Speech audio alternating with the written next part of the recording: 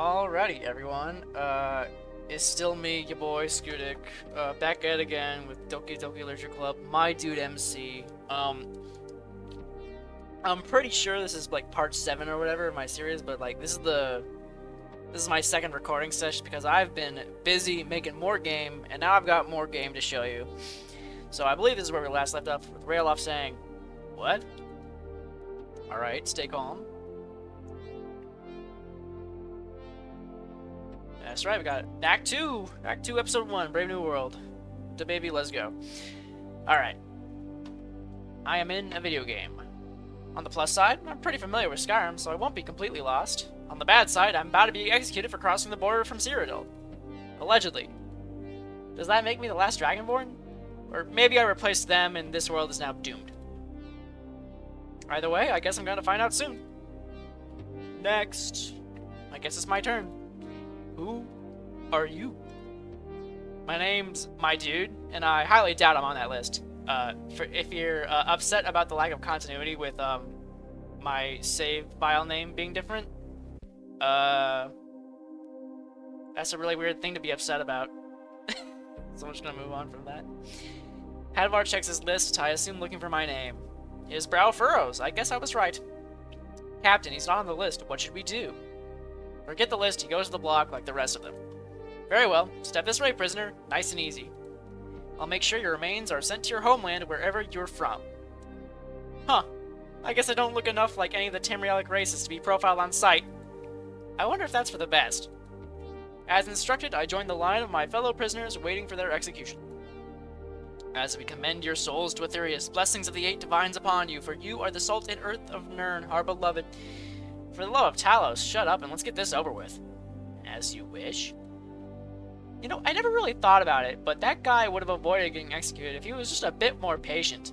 Like, in the actual game, Alduin comes sweeping in less than a minute after he gets his head cut off. So if he let the priestess finish her rites, he might be able to escape with Helgen with his life. As fearless in death as he was in life. Huh? Oh, he's already dead. The game didn't really do the seeing a decapitated body thing justice. I think my adrenaline's starting to kick in. You, prisoner, you're next. We hear a strange sound, a roar, coming from the distance. Good news! Alduin's coming to save me! Bad news, Alduin's coming. To the block, prisoner, nice and easy. I make my way toward the executioner, making sure to go as slow as possible, as slow as I can without getting shot by an archer for not following orders. Alright.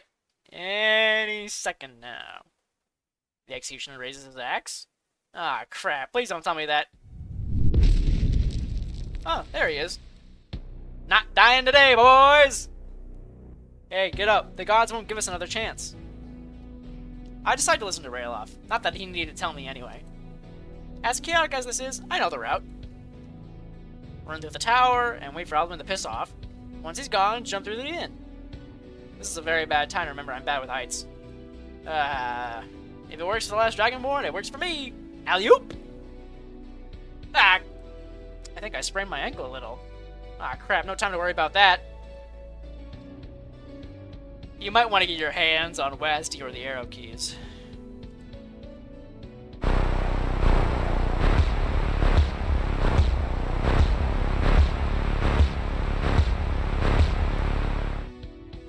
So in case you didn't notice, there may or may not, I may or may not have added some game to my video game. Yeah. Very similar to an attack from Undertale, and that's kind of what it is. So we'll be seeing more of that throughout the rest of the second act. Let's get back into it. How did I dodge all of those on my sprained ankle? No matter, got places to be. And this text will change if you actually take damage and suck. But I don't. I've managed to make my way to the keep. It's you and me, prisoner. Stay close. Oh yeah, he does show up around here. Now where's Railoff, you damn traitor? Out of my way. There he is. We're escaping, Hadvar. You're not stopping us this time. Skyrim for the doors. Fine, I hope that dragon takes you all to Sovngarde. You, come on, into the keep. With me, prisoner. Let's go. Now, who should I go with? I'll go with Hadvar. said it with that bar. We make our way into Helgen Keep. Was that a dragon? Well, yeah, that was Alduin. The World Eater?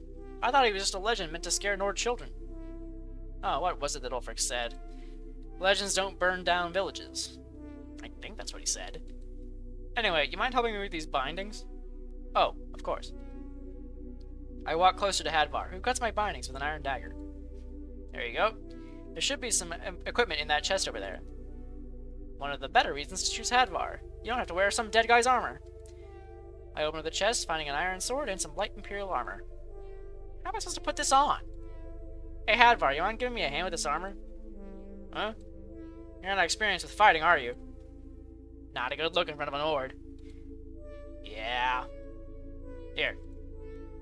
Hadvar helps me with fastening my tunic. I can figure out the braces and boots on my own. Thanks. I draw my newly acquired iron sword. I honestly thought it would be heavier. Alright, let's get going. I follow Hadvar into the next room, bracing myself for the upcoming fight with the Stormcloaks.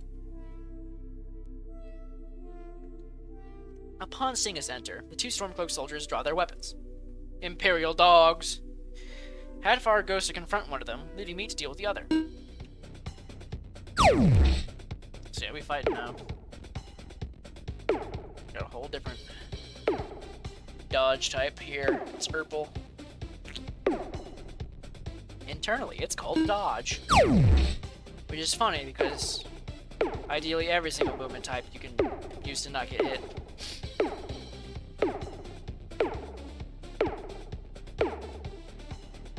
Soldier slows back down, losing his stamina, and he's dead. You just killed a man for the first time. I just killed a man. Good work, let's see about the gate. Ah, right, the way to the next room is locked. Friggin' unspoken tutorials. One of the soldiers we just killed should have the key. I started searching through one of them. His eyes are still open, despite being lifeless. Hurry up, prisoner, we don't have time. He's not wrong. I find the key in the pocket of the soldier that Hadvar killed. Using the key, I unlock the gate. Jesus! Oh, right.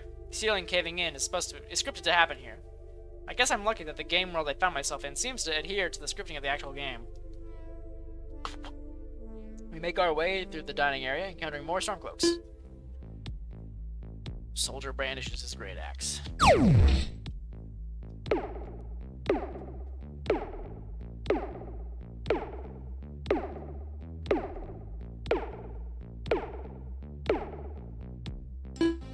One of his allies starts firing their bow at you. How scary. He takes another swing at you with his great axe. And this attack is like particularly garbage. Let's see if I can't dodge it perfectly though. Nope, already ruined. It's always that arrow that gets you. And that axe. Oh! And that one. It was easier to kill him. Hopefully you don't get used to this. Which is ironic, because I actually took damage to that guy. Ugh, there's only so much adrenaline can do to dull the pain. There should be some potions in that barrel over there. Ah, that's right. I take Hadvar's advice and take a drink from some of the lesser healing potions. Ah, that helps. On to the next room. We arrived at the torture room. I wish we didn't need these. I wish we had the time to discuss the morality of wartime decisions made by empires, but I would rather be anywhere else right now. I elected to let the Imperial Torturer and the Stormcloak woman duke it out while I move on to the next room. How recent is this broken wall? Since there's an actual room on the other side, one would assume it's been here for a while, but why leave it in such disrepair? As a testament to the crumbling influence of the Mede Empire? Where's Hadvar? I turn around to see Hadvar approaching, clearly more hurt than when I last saw him. Did you help the torturer? I avenged him. I see. Let's just move on. We carry on. I think we're about halfway there. Ah, crap. There's like 4 of them here. I decide to rush toward the lever bridge. If I remember right, the slight drop-off just past it should prevent them from pursuing me further. 2 of the archers take aim at me.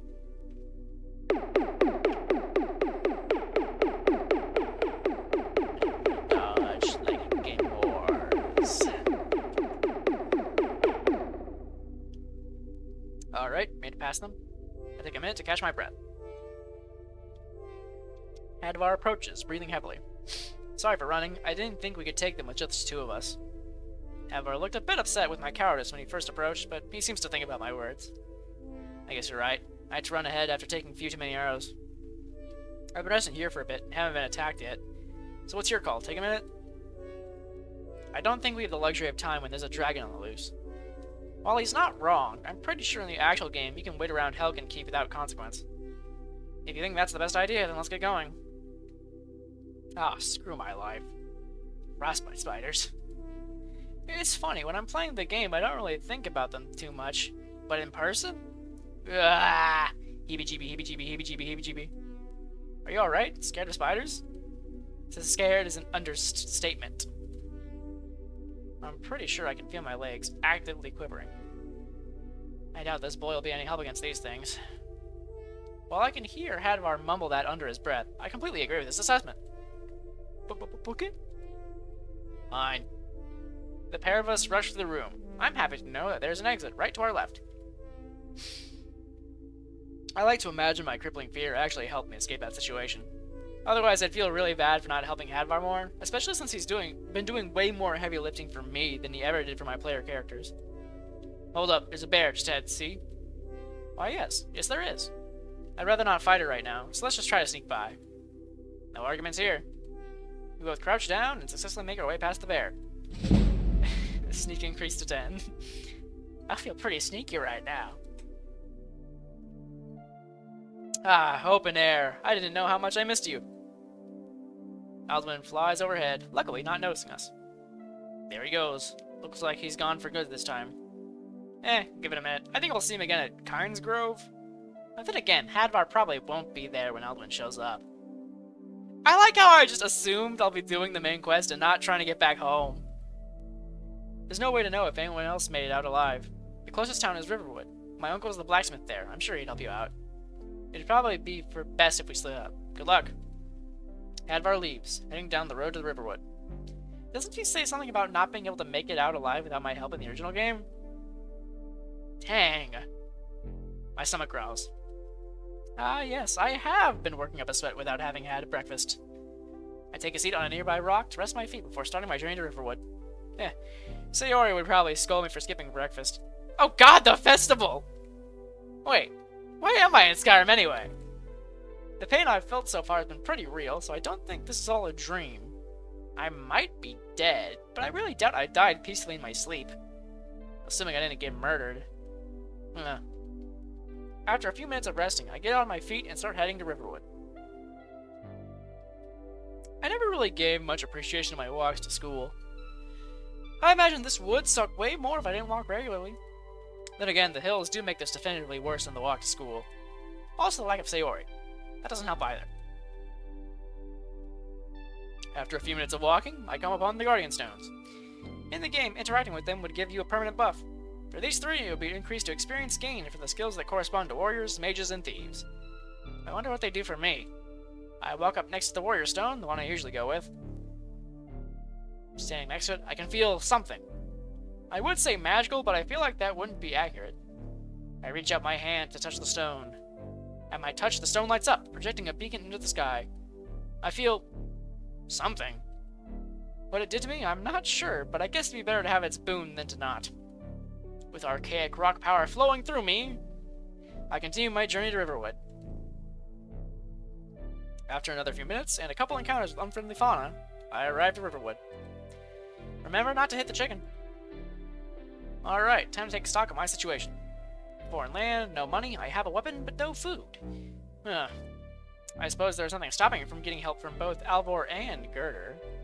If I remember right, Girder should have food, Alvor has smithing materials, and both should have some gold they could spare me. Alright, step 1, get stuff from the town. Step 2... I could stick around here and work the mill or something. But there'd still be dragons going around. Assuming, of course, that they'll be resurrected irregardless of whether or not the dragon at the Western Watchtower is defeated. Unlike the actual game. Oh crap, is Dawnguard installed? That's a weird way of putting it, but I assume that those events are canon to the story, which this world seems to be following. I guess I'll warn Ball Group about the dragons and see where to go from there. Alright, first, Girder. I make my way to the lumber mill, where Girder should be waiting for me. Hello? Hello, stranger. We don't usually get visitors here in Riverwood. What brings you here in these troubled times? Actually, Rayloff sent me. Rayloff? How do you know him? He helped me escape from Helgen and told me to speak with you.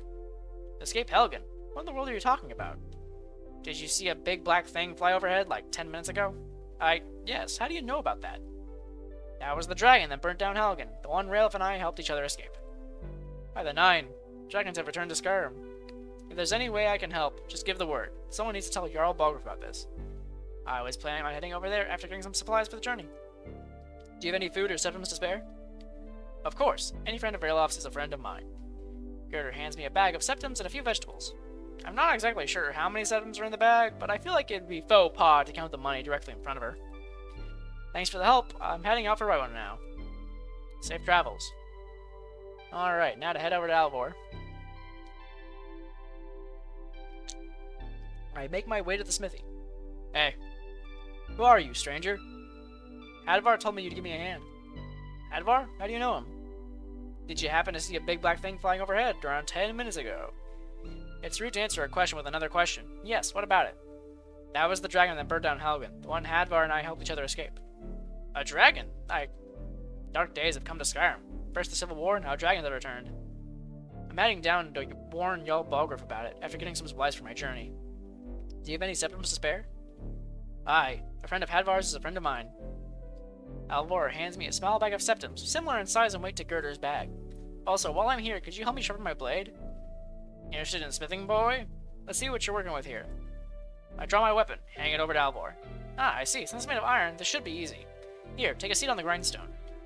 Alvor leads me over to the grindstone. I presume I'm about to get a hands-on lecture. Alright. Blade successfully sharpened. I'm not entirely sure why we had to press the ingots directly onto the blade while we were sharpening, but I guess that's to justify improving the weapons requiring materials in-game. Thanks for the lesson, Alvor. Thanks for the lesson and help, Alvor. I'm heading out for Whiterun now. Safe travels.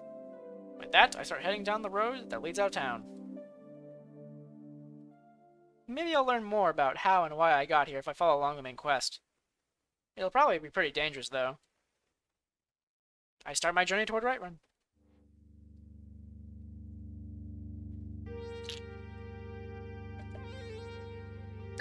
Look there! Look, everybody! Here's Monica!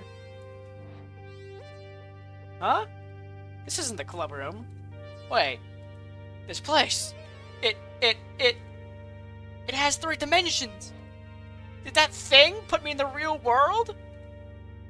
Monica takes in her surroundings, examining every nook and cranny, trying to get a feel for this new reality. I don't really know where I am, but this place looks kinda Scandinavian, I guess. Ooh, maybe you're from around here. A nice, tall, handsome Dane or Swede to come take me off my feet. How romantic.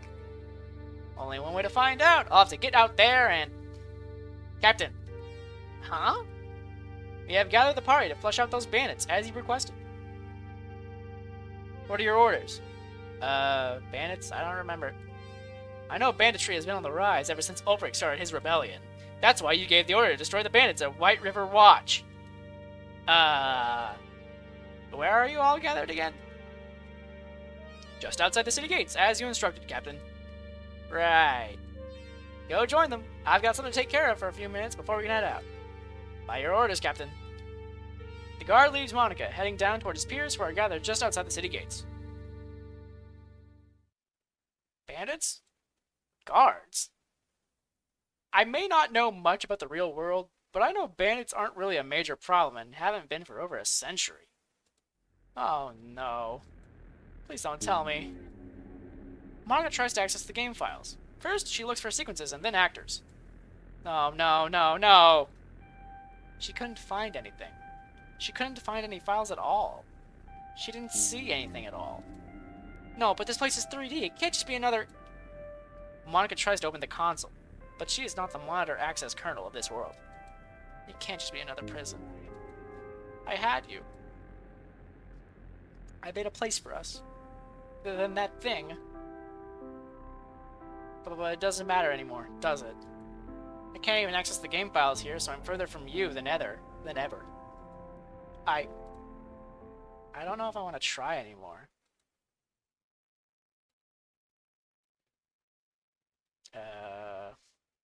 Let's go. Hello? Huh? Who's there? Five Nights at Freddy's! It's me! You were the one who told me to pick a choice if, by some miracle, I got one, remember? Maybe this place isn't so bad. Monica wipes the tears from her face, only now noticing that she's wearing armor. Do you know where I am? Well, I'd say you're in Skyrim. Skyrim, I don't know where or what that is. My dude is in this world too, and he's on his way to where you are right now. My dude? What would it matter if he's here too? Besides more of us being abducted by that thing, of course. He's played this game before. Oh, that's actually probably pretty helpful. I guess that makes him my best bet out of here, or at the very least to survive long enough to make a plan. Do you think I should go meet up with him? Captain, what are you waiting for? It seems another guard was sent to get Monica. Would you be any good in a fight? I don't know. Oh, I was pretty good at archery before, well, you know. You think that'll help? My dude hadn't held a weapon before in his life, but I helped him take down some professional soldiers. So if I can watch over you two, I'll do my best to protect you. Aww. Okay, guard. Let's get going. The guard leads Monica out of Dragon's Reach toward the city gates. Oh, look at her. She's so seepy-yeepy. Wake up! Ergrumba.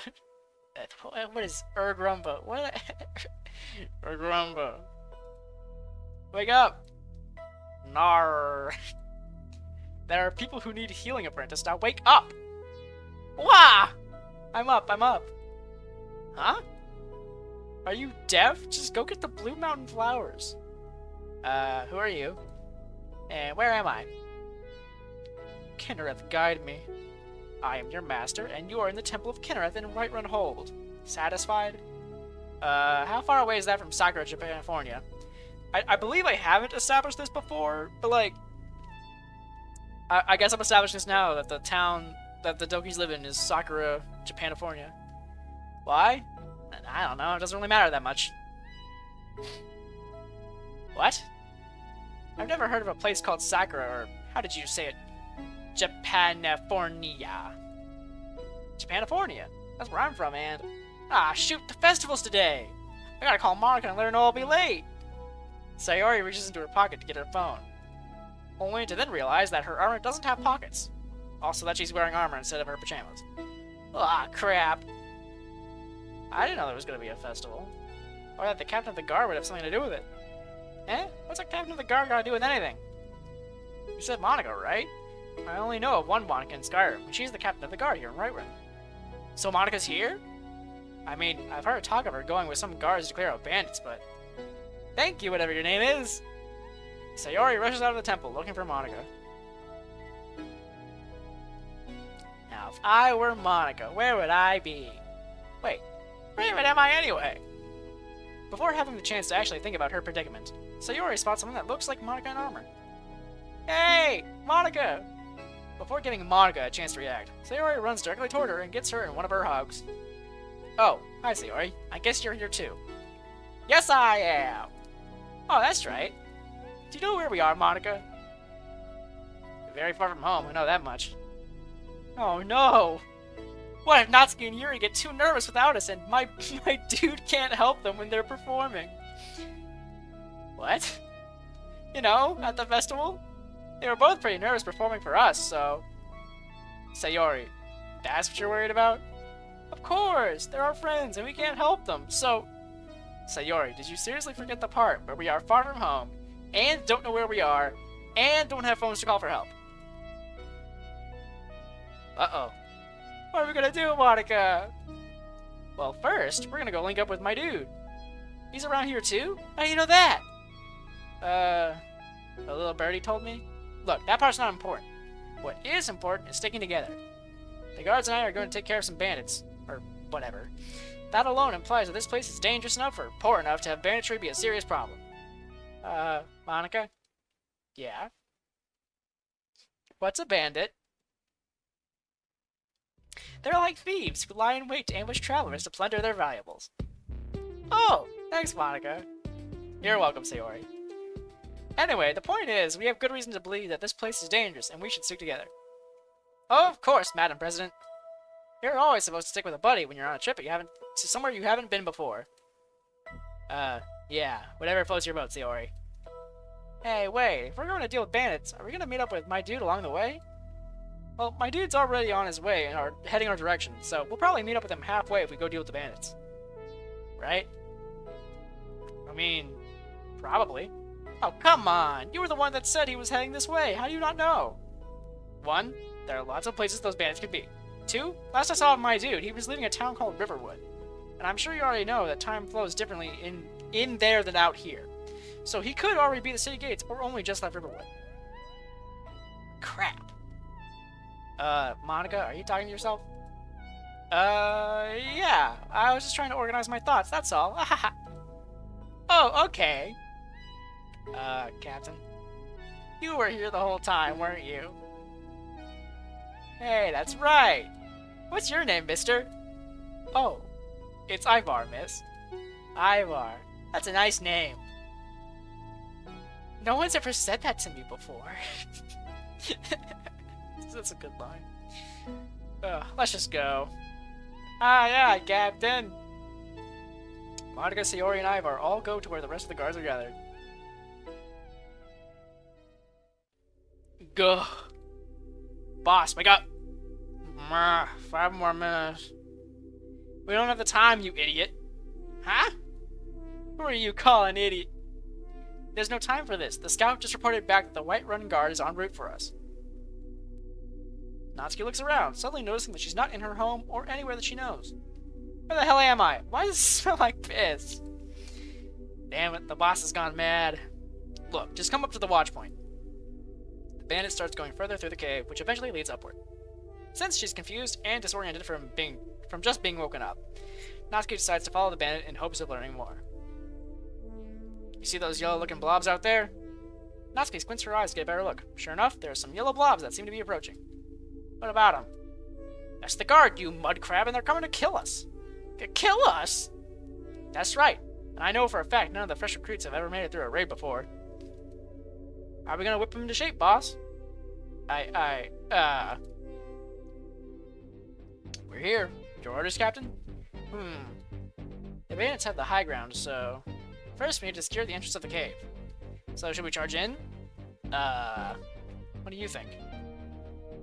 I guess we should, let's just go in. Alright, on my mark, we charge in. Of course, Captain. Monica tries to wait for a good moment to strike. Not that she would know when that would be. Charge! Monica and the guards go charging in. The bandits, not to be outdone, charge right back. Alrighty.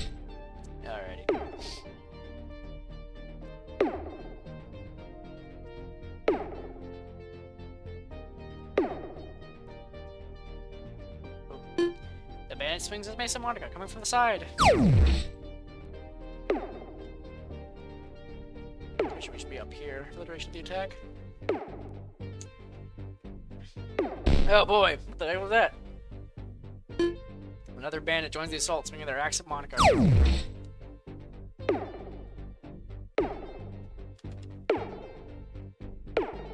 And the pattern the axe is swinging is the same pattern as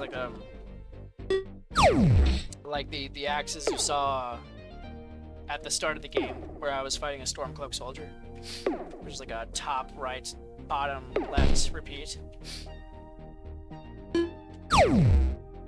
You helped Monica defeat the bandit attacking her. She doesn't seem to be bothered by the morale, but unlike my dude. Yeah, that could have gone better. Okay, everyone, head count. Monica starts counting, noticing they've lost 2 guards, but have defeated 4 bandits. Alright, I'm declaring this entrance secured. What now, Captain? Well, now that we control the major chokehold and are safe from arrows from above, do we know of any other entrances to this cave, one that they could use to escape? There are only 2 entrances to the cave, Captain. The one we are looking at, and the one that leads to the Overlook. Of course, escaping through the Overlook would just mean jumping to your death. I see. So there isn't anything that's stopping us from starving them out? Other than honor, no. Did you say something? No, Captain. Monica? Yes, Sayori? What do you mean by starve them out? Well, that's actually pretty simple. And this is... I've already done this like once before, where Sayori asked about like what a bandit was, and I include these scenes, these like the exposition dumps, partially as like you know, information about, you know, making sure the player's on the same page as me, the writer. And like on the one hand, like, you know, expositing isn't like good generally, but on the other hand, I think it's really funny. It's really funny that like we're in the middle of like Skyrim, like we're in a place we don't know. There's no one nearby to help, and we're just like having like lectures. We're just like, "Hey, Monica, what's a bandit?" "Oh, I know what that is. I'll tell you, Sayori." Well, it's actually pretty simple. Sayori, do you find it hard to concentrate when you're hungry? You're not talking about my stacking habits, are you? Huh? No, I was just trying to illustrate a point. See, hungry people have trouble focusing on anything. And fighting is something you should probably focus on, right? Well, yeah, you get hurt otherwise. That's right, Sayori. So, if we can make our enemies hungry, it would make fighting them easier. And since we've just heard that there's nowhere they can escape to, the bandits only have two choices. 1, come out from where they are hiding and attack us. Or 2, wait for us to come after them. Now, the problem with option 1 for them is that we control the entrance of the cave, which basically means they would have to fight us in a single file line while we surround them from the front, and the cave surrounds them from the side. The problem with option 2 is that we don't need to strike first. See, if we need to rest, we can just call some backup guards to replace our tired ones. If we need to get something to eat, we can just send one person back to the city to get food. The bandits have no such luxury. They are trapped in a cave, possibly without food and water, and definitely without backup. Monica, how do you know so much about fights and stuff? Well, that's because I'm captain of the guard. But seriously, I really don't know that much. I'm just doing what I think sounds about right based on what I remember from history class. I'm glad you're with me in this faraway place, Monica. I can really count on your big brain to keep us safe. Monica? Huh? Let's go with, please keep an eye on her. Alright, I'll do it for you. To oblivion with waiting. First off, in guard. Huh? Acting in contradiction to Monica's thoughtful plan, one of the guards charges into the cave, seeking glory. Ah, you gotta be caution to the wind, then! Everyone, we're heading in. Everyone funnels into the cave, following the rogue guard's lead. Despite the brashness of their current strategy, the bandits quickly lose ground to the advancing guard. It seems that the bandits hadn't developed a plan to defend the inside of the cave, only the outside and entrance. Eventually, the few bandits that remain flee toward the overlook. Alright, nowhere to run. I'm willing to accept your surrender, as if we'd given to the likes of you. Waste my time, why don't you? The remaining bandits don't put up much of a fight. They were cowardly enough to run in the first place anyway. Captain, we found the bandit leader. Oh? What should we do with her? I'll do anything, so don't kill me, please! Natsuki! Perhaps as a result of being completely terrified, Natsuki wholeheartedly accepts Sayori's hug. Sayori? Monica, you're here too? That's right! Hold on, let me just... Monica turns to address the guards. Thank you for your help. We have successfully gotten rid of the bandits plaguing our lands. I will be personally taking their leader to the... Dungeon. I'm taking her to the dungeon. The rest of you are free to return to your previous positions, whether that be patrol or rest. With their marching orders received, the rest of the guards disperse from the overlook, returning to their day-to-day. Alright, now that that's dealt with, I'm so happy to see you, Natsuki. I'm happy to see you guys too. Do you know where we are? Not really. We should probably be having this conversation back in town. Eh? There's a town near here? Well, to my knowledge, there are two. A smaller town called Riverwood and a bigger town called Whiterun, where Sayori and I just came from. How far away are they? I don't know about Riverwood, but you can see Whiterun from here, look. Monica points toward Whiterun, which is deeply visible from here. Well, which is true, it's just right behind Monica. Alright, I don't want to be on this cliff anymore. You heard her, Sayori, we're heading for Whiterun. The three of them depart for Whiterun. Whiterun. Blah, blah, blah.